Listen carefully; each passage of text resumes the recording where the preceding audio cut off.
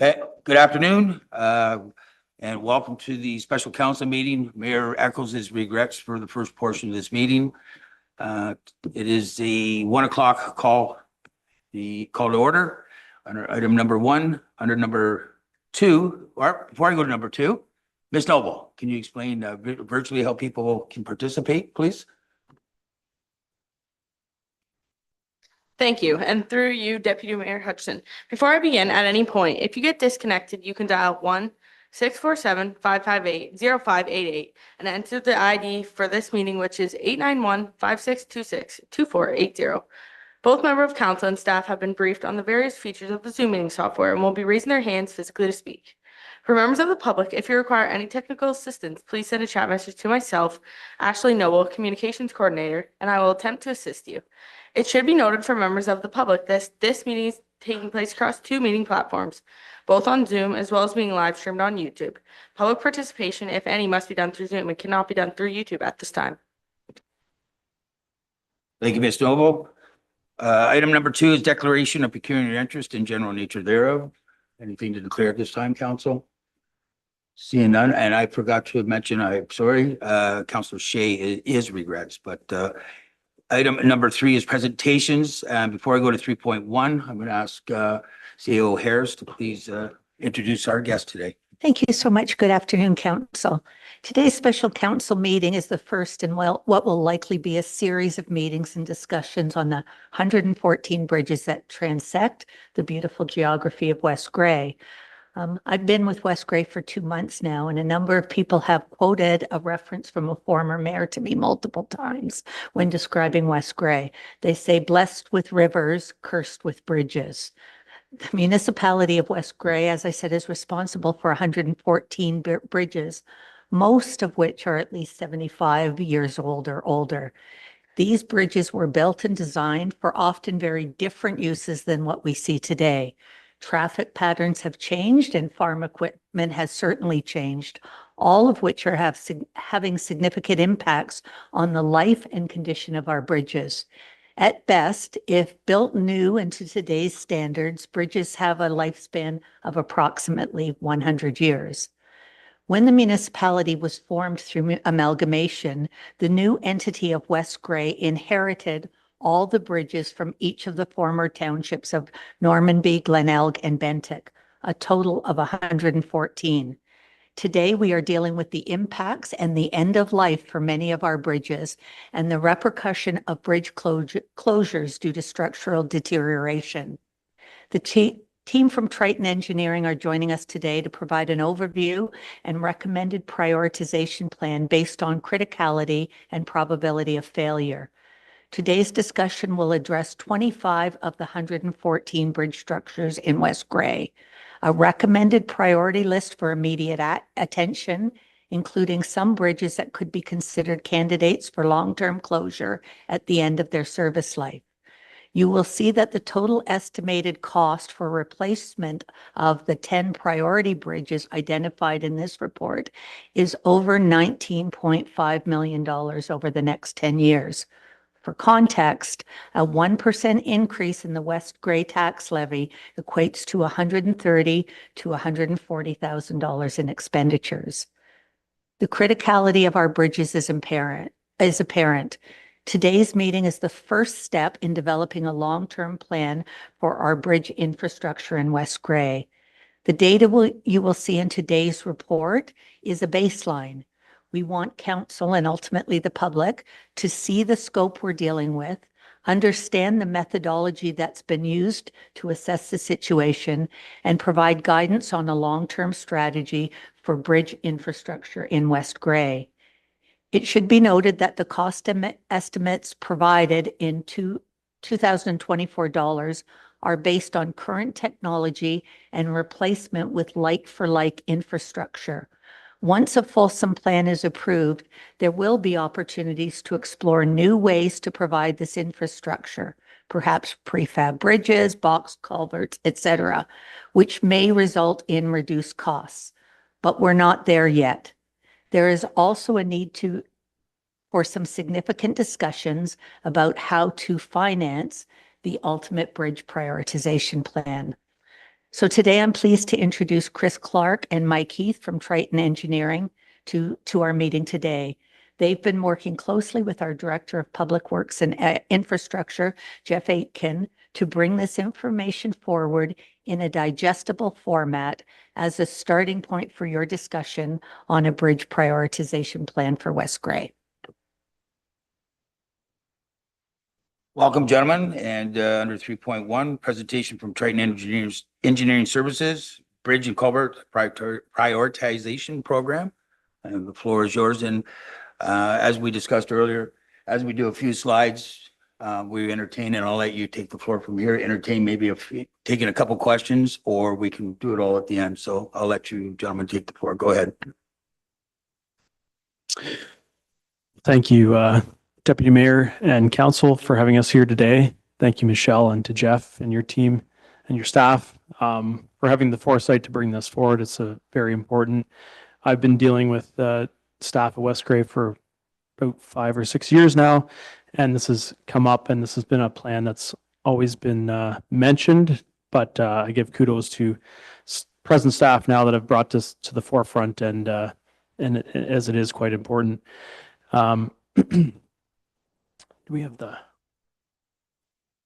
slides that we can share on that everyone can follow? Or I guess.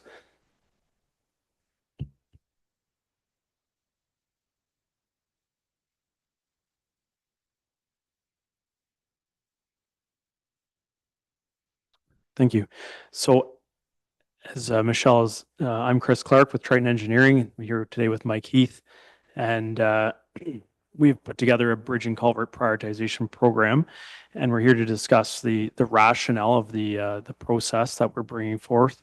And as Michelle mentioned, this is the first of likely a few meetings that are being brought forward to discuss the plan to move forward. Next slide. So just as an overview, the purpose of the program essentially is to maintain an up-to-date list of structures with the highest replacement priority to best suit the needs of the transportation network within the municipality. We've identified 25 structures that are critical at this point in time out of the 114, and those structures had a bridge condition index of 70 or lower, with 10 or less service years remaining. So those are your 25 that are seen as the most critical today, moving forward. And then also the assessment looks at the actual total probability of failure by the total consequence of closure or failure. So I'll get into discussions as to what those both mean. Next slide, sorry. So this is just an overview of a map, and I apologize for it's not very well seen on the actual map here, but that kind of gives you an example is the vastness of the municipality, obviously, and the areas that it covers. And there's a lot of blue there, which signifies the Saugeen River and its tributaries. And so that gives you a good example as to what we're dealing with and where the crossings are and the road networks. Next slide. And sorry, and I would invite as I get into this, I'd invite after a slide, if someone has a question, please don't hesitate. That way we can cover if there's any clarification that is required by council along the way. I'd invite a question along the way. So we'll get right into it. The formula that was used to assess the total risk of asset failure or closure, eventual closure, is the total probability of failure multiplied by the total consequence of failure or closure. So to start off, the total probability is that of two variables that was used to added together. It was the sum of the current bridge condition index, or BCI, which is completed on a biannual or every 2 years as part of your structure inspection program. And the bridge condition index is a good method to follow and is a good way to see where your assets are. However, we need to go one step further, if not two steps further, due to the criticality of the structures as a whole. And then we also looked at the probability of failure. Obviously, then looks at the average daily traffic, being the number of vehicles that use that road segment that are utilizing the structures themselves. Obviously, the higher the traffic, the higher score that a structure received. And then obviously the bridge condition index is a product of the higher the index, the lower value that it received, as every one structure or every one variable was then taken back down to a weighting of 5. So we scaled it down to a 5 so that it was equally weighted throughout. Next slide. So this is an example of total probability of failure. So for the bridge condition index, as I mentioned, it comes from your OSIM reports that are done on every 2 years. And the structural condition rating gives you an average service life of culverts and bridges over the span of 3 meters. And again, scored to a value of 5. So this is our formula that we used throughout. Next slide. Average daily traffic was obtained by quantifiable numbers. What we really tried to do, I should mention, I didn't mention it before, the process that we went through and the variables that we utilized to score the risk of asset failure was we tried to keep them as quantifiable as possible. So these are hard numbers that are measured to remove the subjectivity out of the equation. That's important because everyone has a reason why the bridge on their road needs to be opened, but we're looking at this as a greater good approach. We need to prioritize the bridges of not Norman B, Bentic, Glenelg. It is of West Grey as a whole. So in saying that, the average daily traffic, obviously it's a measured number over a 24-hour period. It's indicative of the importance of the road segment, and these counts were taken from 2016, but representative patterns prior to a lot of the structure closures that we see today. So, and it is my understanding that there are current counts being completed right now as well. This is the data we had moving forward to analyze this prioritization plan at this point in time. Is there any questions thus far? Okay. So we took the average daily traffic, looked at the medians and means, the averages throughout, and took from 0 to 100 was a score of 0 to 100 vehicles per day. This was a 1, going up to 1,000 plus vehicles per day was a 5, and everything in between was weighted equally. Next slide, sorry. So then we get into the consequence of failure. And again, scaled every variable was scaled to a score out of 5. The ADT was also used in this consequence because if there is more vehicles using the road, the consequence of a failure is higher, obviously. So the traffic data is a strong indicator of the need. The detour length was a variable utilized, meaning if the bridge was closed or if the structure has failed and it has to be closed, that crossing is no longer usable. It's the distance from one side of the structure to the other. And that's a simple way of, the most simple way to calculate that distance. Now, there could be some argument in the roads that are used and the networks that are used in that, but that's why we're here today. So the emergency response time, EMS response, is the change in response time measured in minutes resulting from the closure of the structure. So That's the change in response time for EMS vehicles to get to as a result of the bridge being closed. And then local access. Local access is essentially the inconvenience. It looked at if a and I'll get into that, but if a property is isolated due to the closure of a structure, well, then it scores obviously as a higher score. And again, higher value in the consequence of failure is to the public as a result of closure. So there's greater consequence if this is a higher value. Next slide.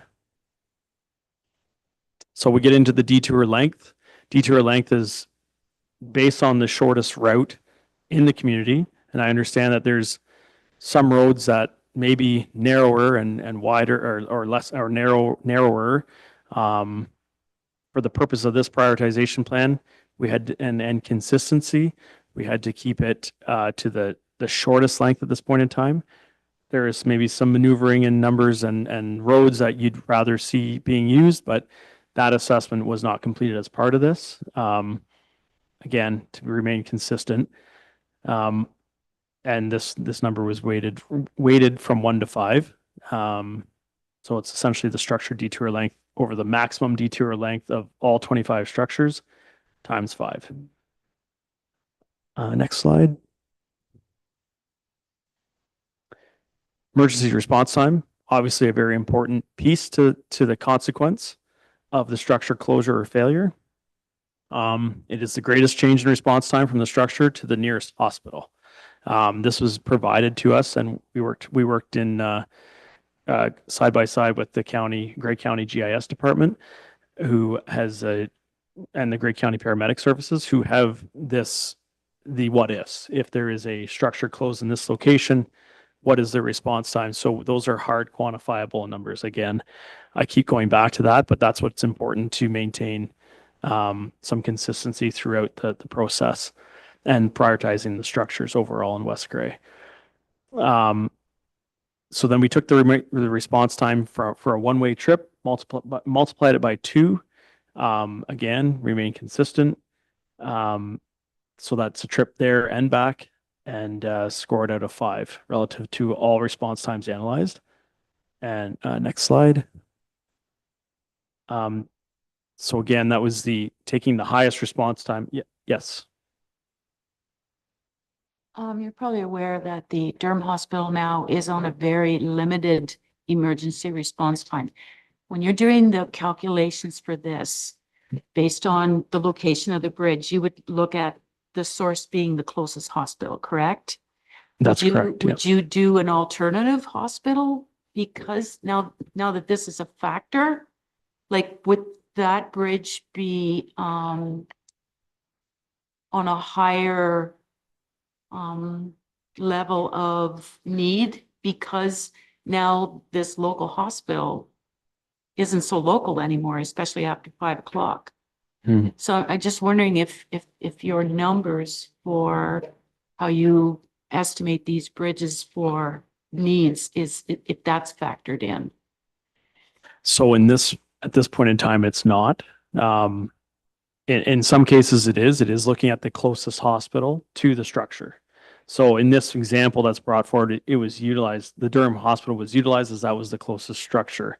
Now, going back, that is a question that we should be asking the paramedic services at Grey County, and we'll note that moving forward.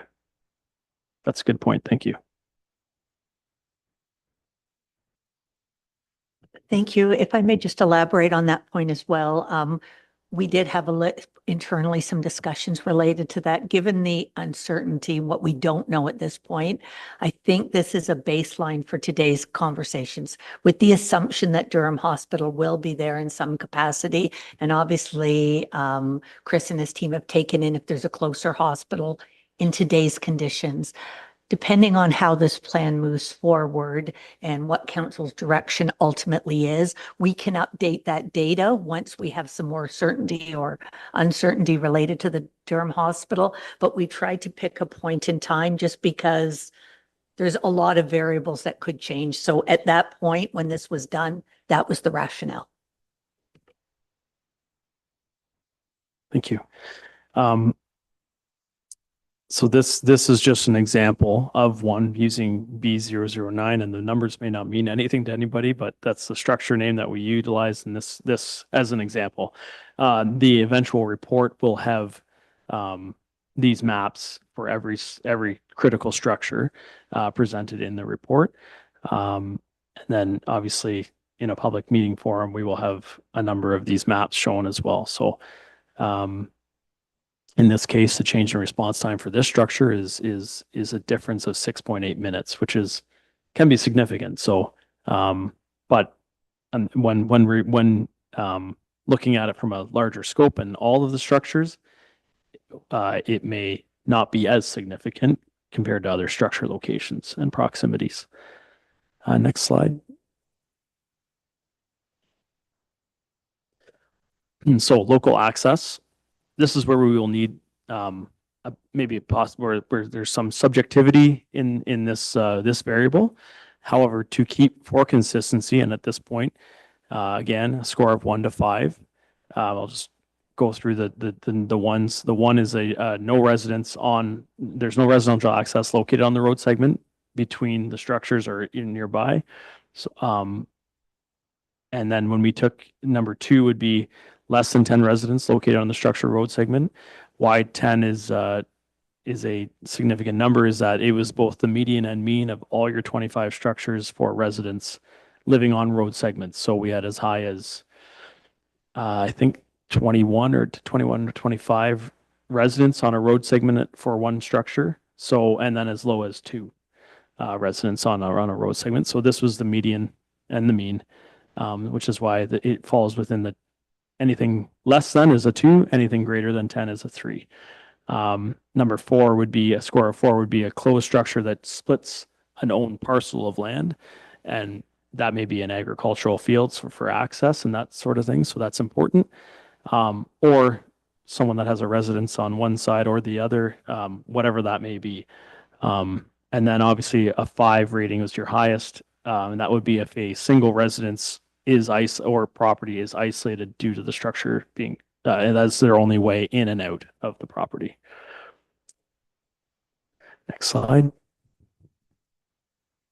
So these are just examples, and I'm not going to go through every structure, but we've done, just for ease of tracking, we've divided again up into Bentic, Normanby, and Glenelg.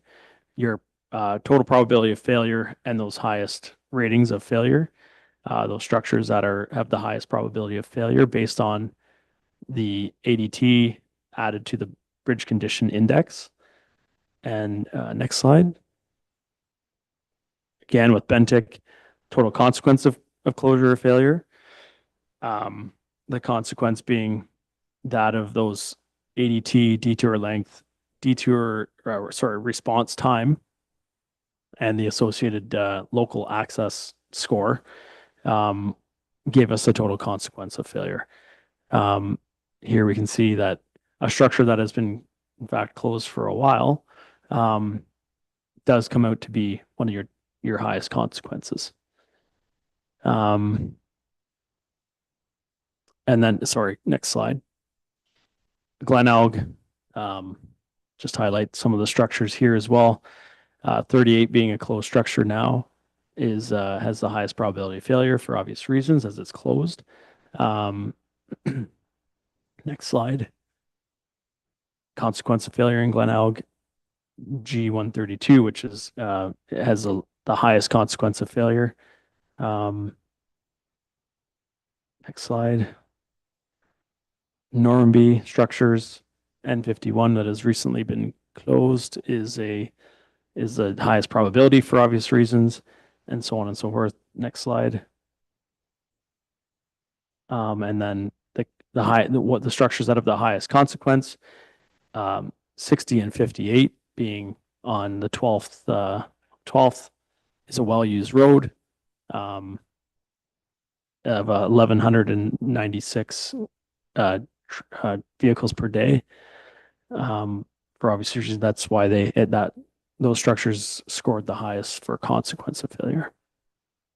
Is there any questions about, I know that's a lot of information there, but is there any questions about the probability of failure, outcomes, and the consequence of failure if there's one bridge? Or I don't know if we're here to talk about one bridge in particular, but yeah.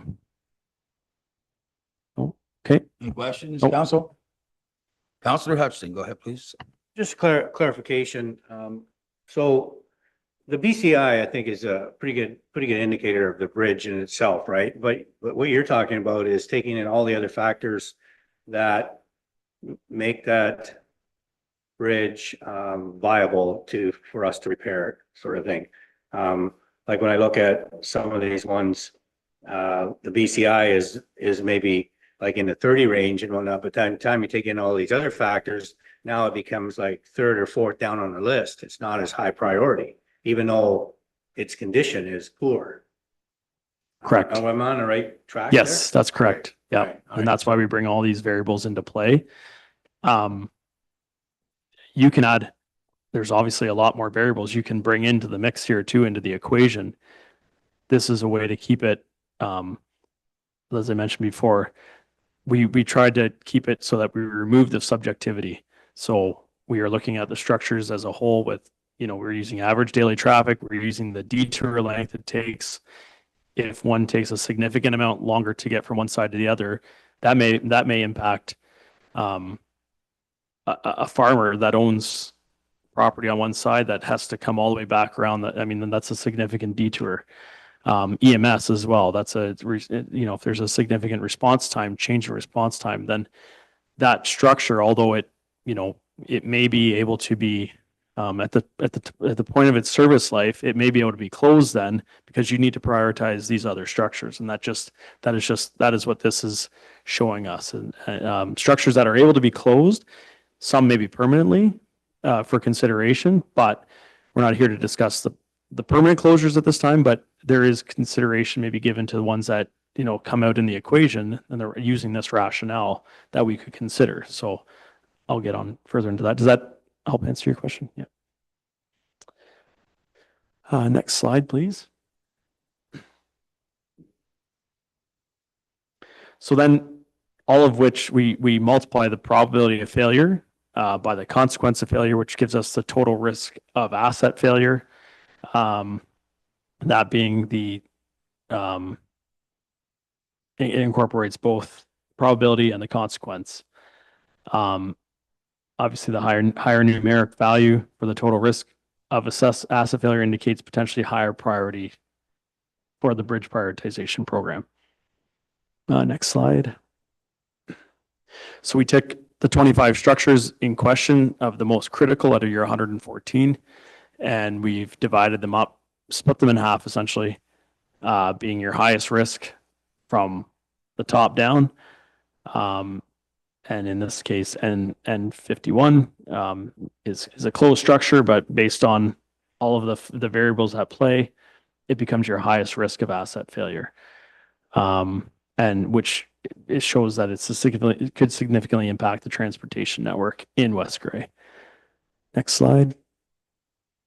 Then your lowest risk. We say lowest risk, but this is just splitting it top down. So now we're so bottom up, sorry. So your lowest risk is a structure in Bentic. It's currently closed and it has the lowest risk of asset failure. Next slide. So then what we did is we took the total risk of asset failure and then compared that using your most up-to-date 2024 just completed OSIM inspection, bridge condition index numbers, and took the structural engineers years of service life that they recommended on these structures. So that further then prioritizes your method of your highest risk structures and when you should replace them, and how much service life they have remaining. And they're the ones that are obviously a zero are currently closed as they should be. So they have no more service life. Next slide. So all that being said, this slide is likely the most important on the list on the presentation today.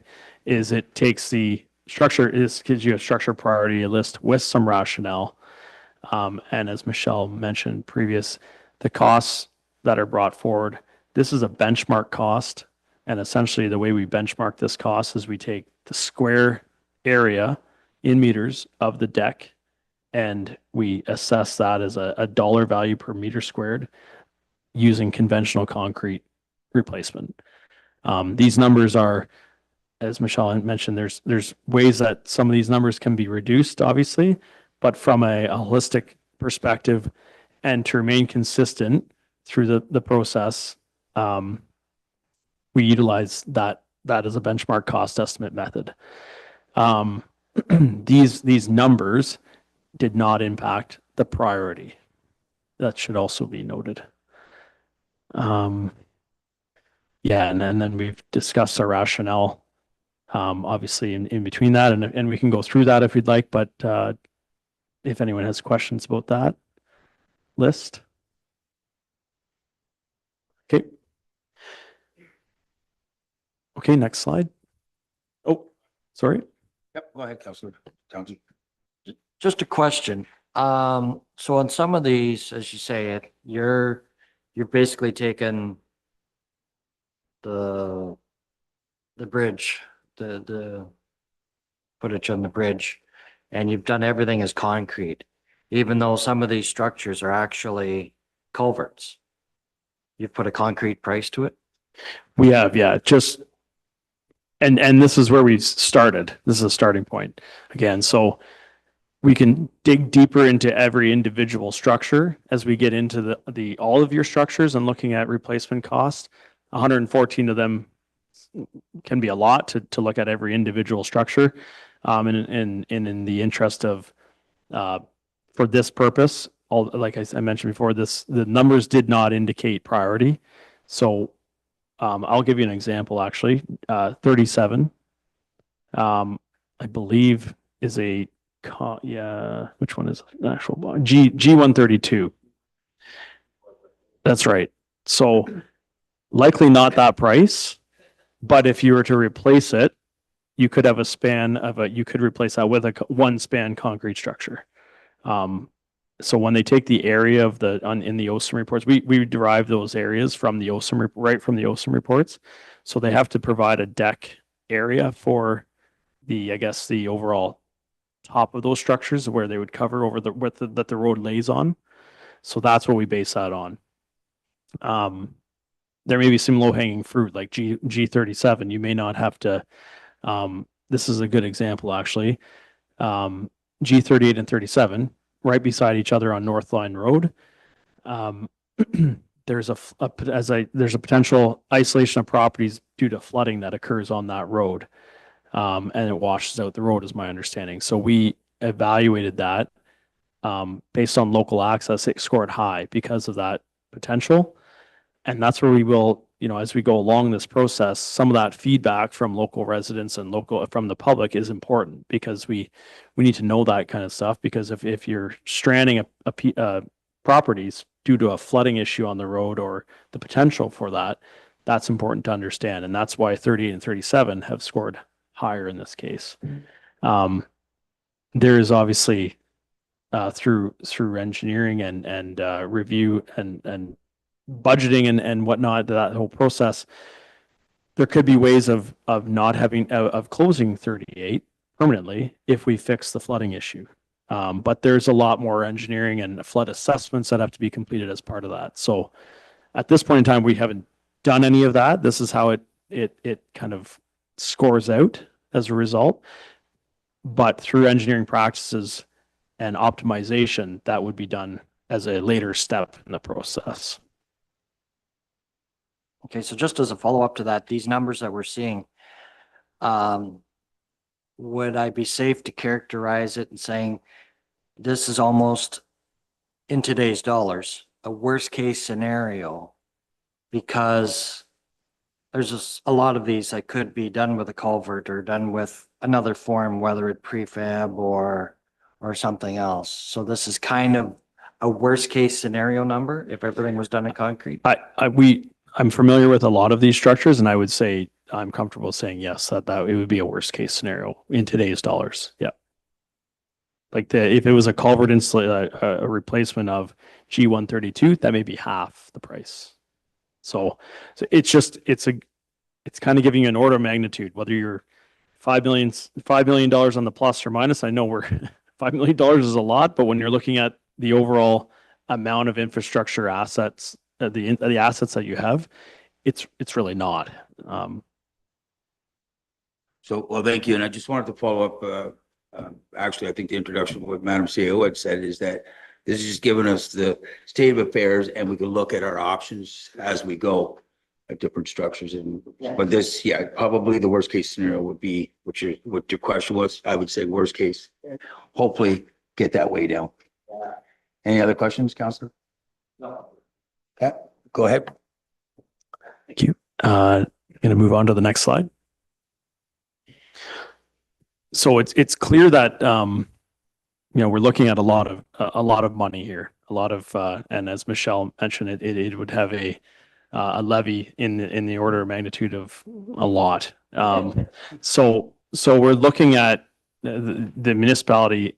We're looking at ways to, here's some structures based on the total consequence of failure, which is our number here bolded. The consequence of these structures being closed, we went from lowest to highest. So the list of structures there could potentially be candidates that you would consider for long-term closure, which would remove up to, in today's dollars, $30 million in replacement costs. At the end of the day, you're going to have to think about this as a replacement. There is structures that you could rehab.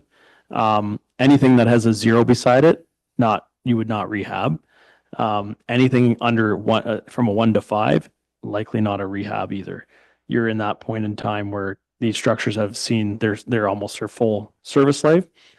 Arguably 6 to 10, you might be able to get another 10 to 20 years with a rehab on some of them, but they'd have to be looked at it on an individual basis. But there would be opportunities potentially to do that where you can extend the service life. When we look at this with 114 structures, that's tough to basically suss out. So you'd want to look at this as this is your critical 25 structures. And these ones are ones that could be considered for candidate long-term closures. Is there any questions on that? Yes. I know this is all preliminary, like what you're giving us today, but in looking at the different maps that you provided with the red text indicate for closure, blue text instructs for high priority.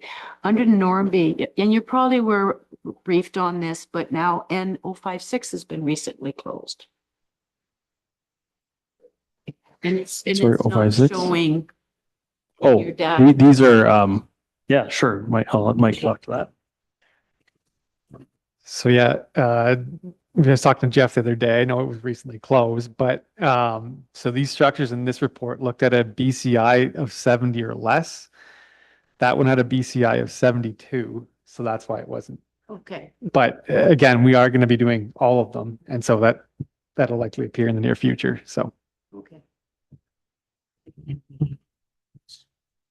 that it? Yeah, so the ones in red on this are candidates for closure.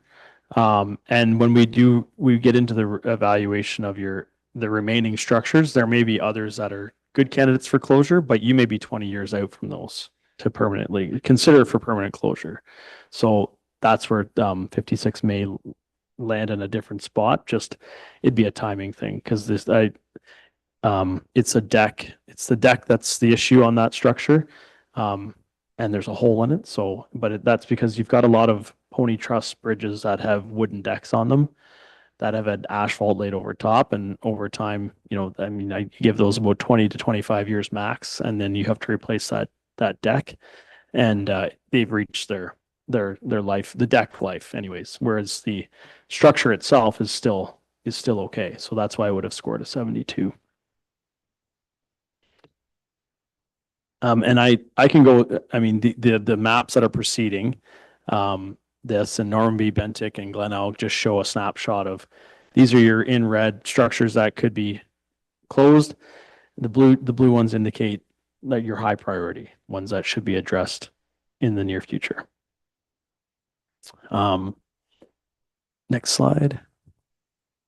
Yeah, so these are, yeah, the maps that I was speaking to. Sorry, I'm looking at a different screen. Yeah, so this is Bentic.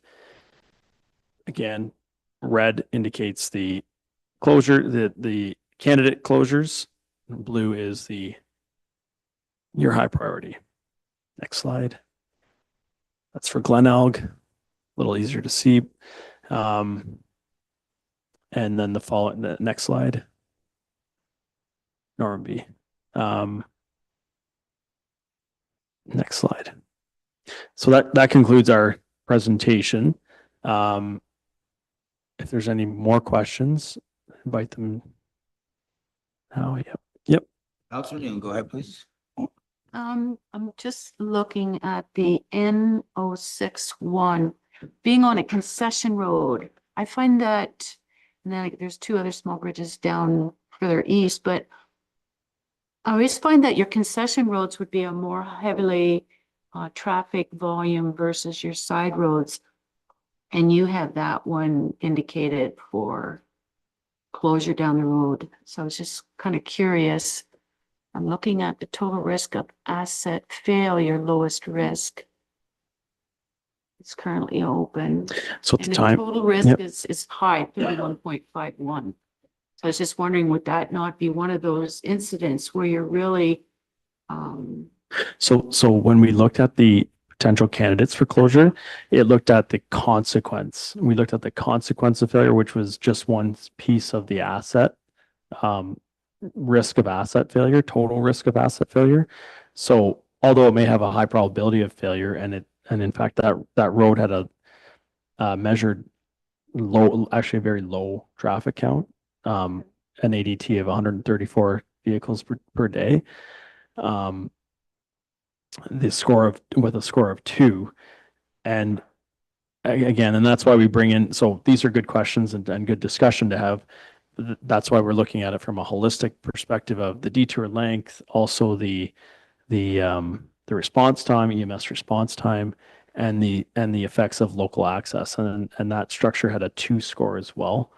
And I could get into the report would discuss every structure as to why and give rationale, but it had a total consequence of 8.81, which was actually pretty low in the scale of your all your structures out of the 25.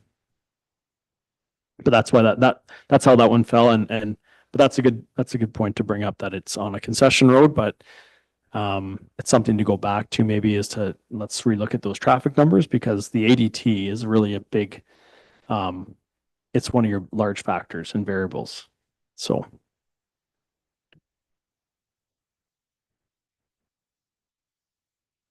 Please.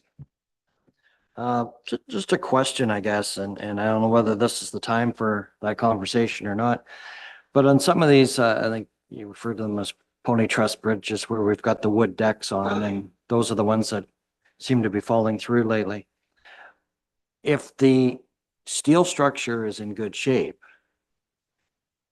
overall, would we not be further ahead because they are less money to replace the deck on one of those than it is to replace a whole bridge? Would we not be better spending money to fix some of those if they're fixable? Like if it's just the deck, which would give us more traffic arteries in West Gray than, like closing an N61 and sealing off another east-west artery in the municipality.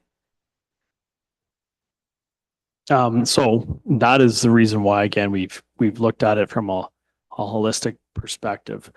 The deck is one thing. The deck could get you more, some years of service life added to it, which may be low hanging fruit. But when you're looking at it from a perspective of budget and where you're putting your money and your assets, you're something that comes out with a higher value overall for total consequence and total probability of failure. That's why we're going through this rationale, because that's where you should put your money, is to that.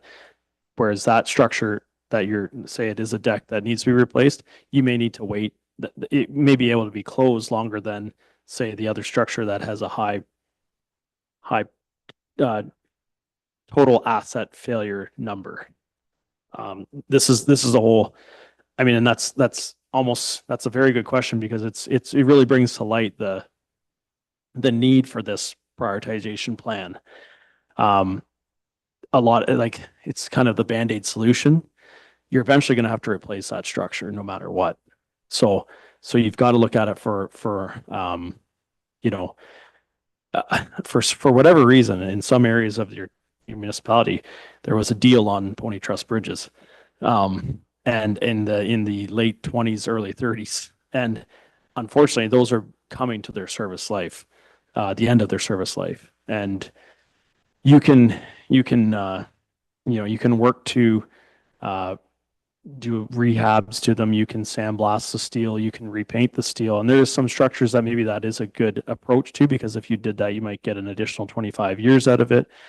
But, every one of those structures, that's why you go through a municipal class environmental assessment process, so that you can look at your alternatives for that one structure. And you can say, well, the life cycle cost based for this structure is X. The capital cost is X plus Y. It may not be budget friendly to actually rehab this structure. It may be a replacement where you can see that 100-year service life back to 100 years, as opposed to an extra 20 years. But yeah, I understand what you mean. This is where it's when we're looking at this, it's difficult to look at, okay, well, if we just did this to this structure, and I think that's been the mindset, and that is an easy fix for just this point in time. But this is looking at, you might want to put 250,000 to a deck over here so that it opens up this road. But really that 250 should be going to this structure down here, plus an additional million, say, or whatever, that could fix this one that has a high ADT, that has numerous trucks, you'd want to put your monies to that, something like that, as opposed to a quick fix maybe. Thank you. And actually, you just answered what I was going to say, exactly what you just said. You answered that question. Before I go to you, Councillor, Madam CEO was over there just waiting to go. So then I'll come to you. Thank you. If I may, obviously we're dealing with complex issues here. This is a big nut to crack. This talks about 25. That means there's another 89 bridges that we cannot just ignore for the next 5, 10, 25 years. So that's going to be there. When we were meeting with Mike and Chris, because bridges are not my expertise, thankfully I have Jeff and his team here. But, I poked the question and asked about, what's the rationale here? And I think, as Chris said, we're trying to remove subjectivity. Let's look at the data, look at it with the same lens for everything, looking at what the long-term recommended solutions are.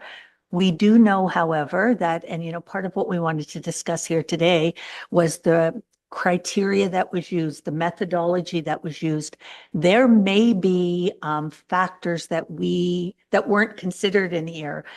This is where the public needs to have a voice as well. And there may be things that weren't known when something comes back, that did you know this road floods, or did you know that X, Y, and Z happens? And then at the end of the day, some of this will be political as well. And none of us get paid the big bucks to make those political decisions. There are things that need to be considered beyond the data as well. But we thought if this is a starting point, an objective, data-driven sort of analysis of this, knowing that these are the recommended 25 priority, it's a starting point to lay forward a plan, and knowing that there will have to be choices made. We talk about it a lot, you know, wants versus needs. What we'd like them all fixed. What does the reality say? What do we need fixed? And what's the best return on investment for ratepayer dollars? Thank you, Madam CEO. Mr. Forster, go ahead. All right, back to Bridge 1 in Normanby 61. There's a newer bridge just after that, and between it doesn't really lead to anywhere. Sorry, I missed that. Sorry, there's a, So N61 that we were just talking about prior to Michelle. There's a newer bridge just after that, a short distance away, and there's nothing in between the two. But your detour route would be heading west again, and you'd have to go down side road 25. You wouldn't be able to go to the south because there's a bridge there that will be closed soon. And then heading north, that road is very narrow. And I would imagine that one floods too. So your detour route would be back even further. right. Because the next side road has a road close to the bridge close to the north. Mhm. Okay, Mike, did you want to? So yeah, I would say when it comes time to actually make the recommendations in a report, it'll take into account what you've just said. So yeah, we wouldn't close all three of those bridges because at the end of the day, one of those would then be mandatory. Just because you would then be, yeah, like you said, cutting off access for residents. So that would come through in the final report. In this here, we didn't get that far, but because yeah, like Chris said earlier, we still have to look at roads that are acceptable for detours and roads that aren't. So that would come through. But yeah, that's a great point. So yeah, we will look into that. Yep.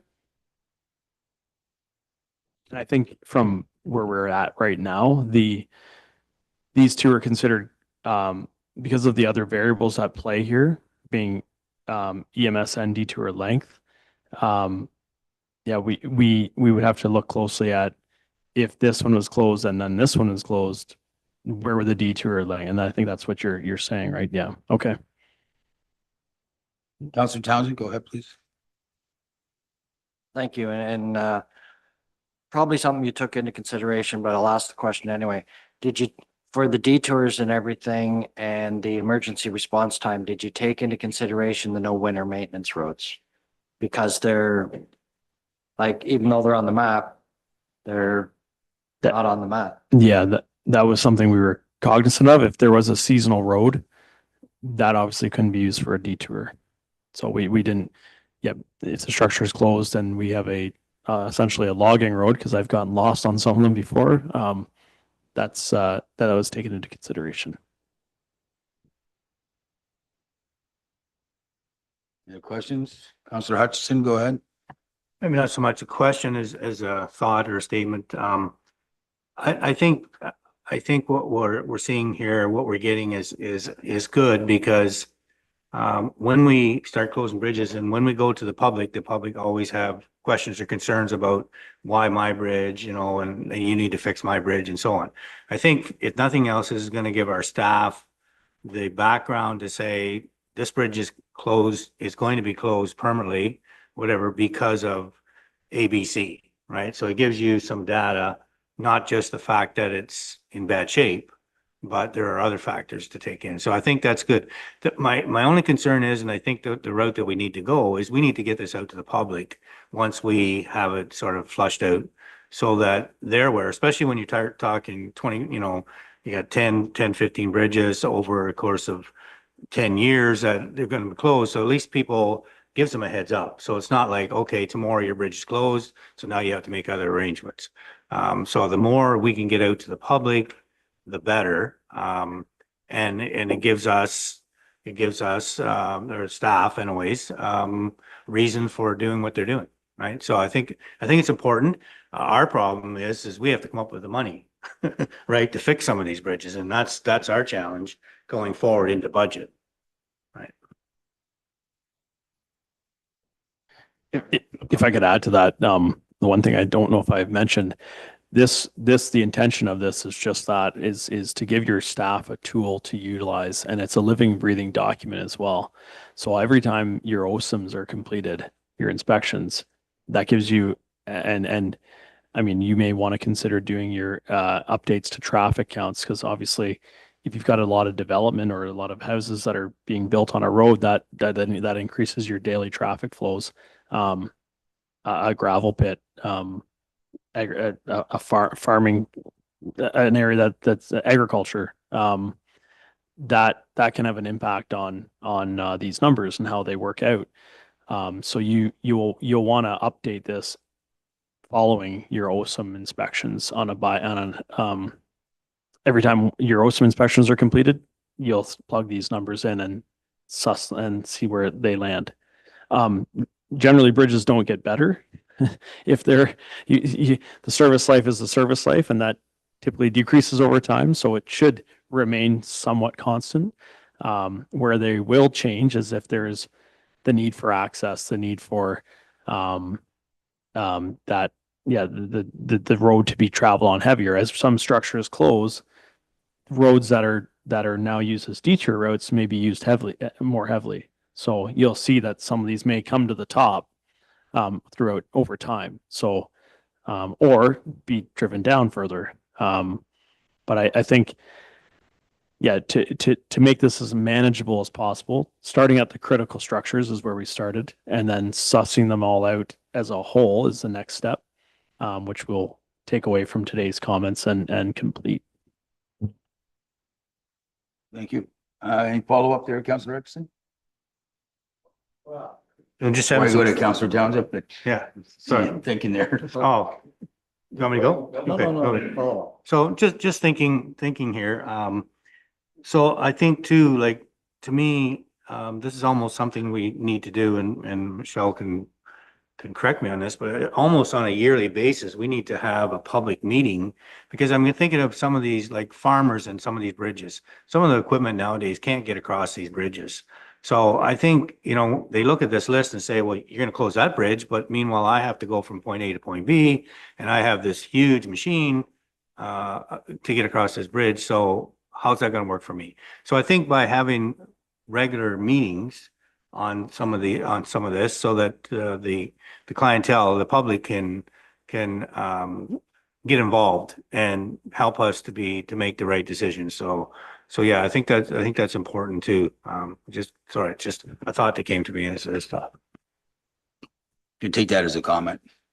Oh, I didn't get a question there, so. Thank you. Anything else, Councillor Erickson? No? Okay, Councillor Townsend, go ahead, please. Great, thank you. In your factoring, and I know it's probably not a big thing to some people, but bigger to others. Did you take into any consideration the recreational aspect of some of these bridges and closures and the impacts they have on the snowmobile trails, the ATV trails, the access that they have throughout the municipality? And is it going to force them onto other major roads that maybe they don't want to be traveling on? Have we looked at any of those factors in this? That's a very good point. And that, in fact, no, we have not. This is our window here of the critical structures and the critical for day-to-day traffic movement. We could look at also aspects of, is this on a major trail system that would link your community to have like those kind of things have not been factored in yet. If that's a variable that we want to consider, that's a good point to discuss today, and we can bring that in.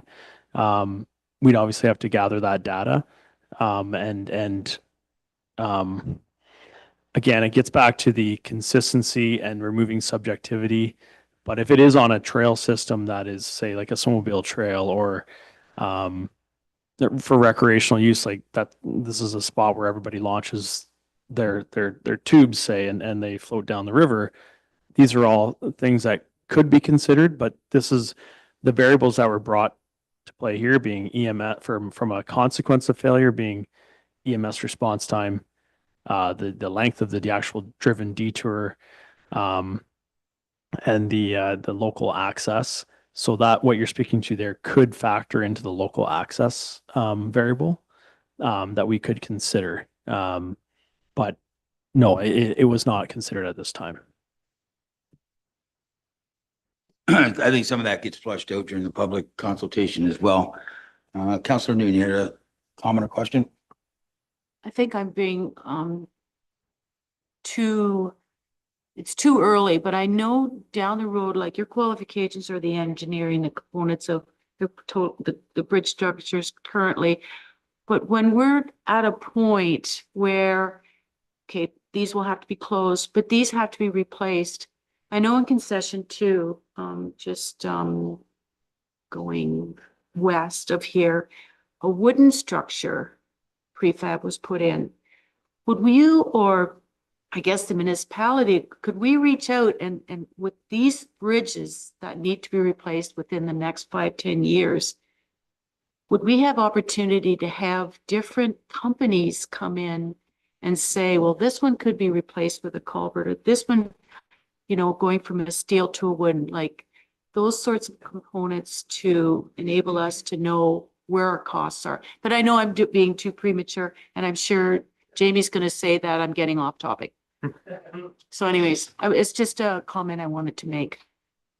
Coincidentally, that's what. So yeah, we're just focusing on the high level of this presentation here. The options down the road or opportunities to investigate or entertain other the options of the structures would be down the road, is what I think Madam CEO had introduced there. So is there any more questions directly on this report? I guess this before us, the presentation is what we'll be looking for. Again, try to be respectful, everyone. Madam CEO. Thank you. If I may, to Councillor Hutchinson's point about a open house, we do have one scheduled for October 3rd. That's where we will get some public input. Part of what we wanted today, as Councillor Townsend mentioned when he talked about recreation, if there are any variables that council believes and subsequently the public believes have been left out of this analysis that should be taken into consideration and could be quantified, that's part of the feedback we want to get.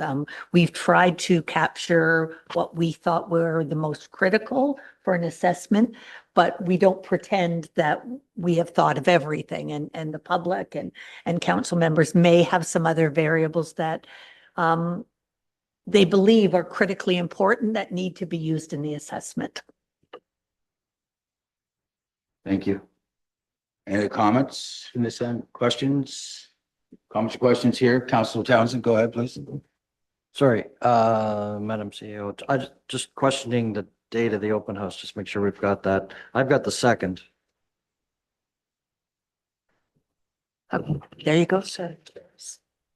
Yeah, you're correct. It was initially, we tried to book it for the 2nd, but the facility wasn't available, so it is officially October 3. Sorry for any confusion on that. That will be at the Durham Arena or Community Hall. So it's on the 3rd at the Community Hall. And what time? 5 till 8. Might as well get it all out there now. Okay, there you go. 5 till 8. Clerk, you had a question, statement? Through you, Deputy Mayor, just for anyone watching in the public, we will be putting out a notice of the open house as well in the newspaper and on the West Cray website. So for anyone interested, all of that information, those details will be available very soon.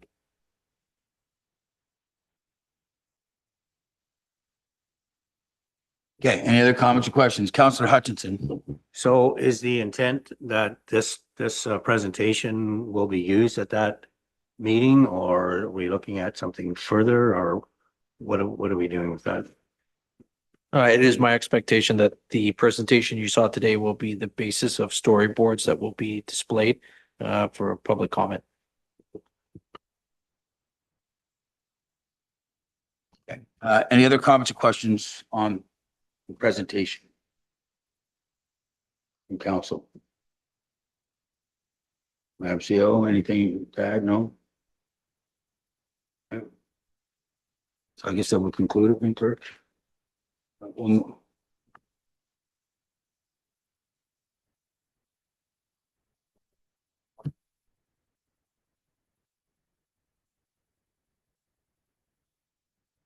Okay, gentlemen, well, thank you very much for your time. That's, it's good news and bad news in one way, but I think there's, it certainly shed some light on what the state of affairs are, and I think it's important that we get this out to the community. So appreciate your time this afternoon. And other than that, our next item on the agenda is number 4, and that would be bylaws, 4.1. Bylaw number 2024-079, confirming September the 18th meeting. I'll be looking for a mover, please. Councillor Forrester, seconder. Councillor Townsend. Comments or questions? All those in favor, just raise your hand, please. Everyone's in favor, none opposed. That motion is carried. And that, I believe, is completes everything on today's agenda. And under number 5, I will confirm that we've completed it and we stand adjourned at 2:07. Thank you.